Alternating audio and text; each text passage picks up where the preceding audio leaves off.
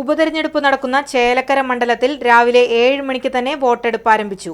രാവിലെ തന്നെ ബൂത്തുകളിൽ വോട്ട് ചെയ്യാനെത്തിയവരുടെ നീണ്ട നിരയുണ്ടായി. ആദ്യ 2.25 മണിക്കൂർ പിന്നിട്ടപ്പോൾ 14.4% വരെ പോളിംഗ്. ഉച്ചയോടെ പോളിംഗ് വീണ്ടും കനത്തു. 1 മണി മുതൽ 2 മണി വരെ പോളിംഗ് അല്പം മന്ദഗതിയിൽ ആയതൊഴിച്ചാൽ പോളിംഗ് വരികൾ എപ്പോഴും തിരക്കേറിയതായിരുന്നു. വോട്ടിംഗ് അവസാനിച്ചപ്പോൾ 70% മുകളിൽ പോളിംഗ് നടന്നതായിട്ടാണ് പ്രാഥമിക വിലയിരുത്തൽ. അന്തിമ നില അറിയാൻ ഏറെ വൈകുമെന്നാണ് ഉദ്യോഗസ്ഥർ അറിയിക്കുന്നത്. എങ്കിലും ഉയർന്ന പോളിംഗ് തങ്ങൾക്ക് അനുകൂലമാകുമെന്ന പ്രതീക്ഷയിലാണ് ഓരോ സ്ഥാനാർത്ഥികളും. ചേലക്കരയിൽ 6 സ്ഥാനാർത്ഥികളാണ് ജനവിധി തേടിയത്. ചേലക്കരക്കാർ ചേർത്ത് പിടിക്കും, കൈവിടില്ലെന്ന് UDF സ്ഥാനാർത്ഥി രമ്യ ഹരിദാസ് പോളിംഗ് നീക്കങ്ങൾ നിരീക്ഷിച്ച് പ്രതികരിച്ചു.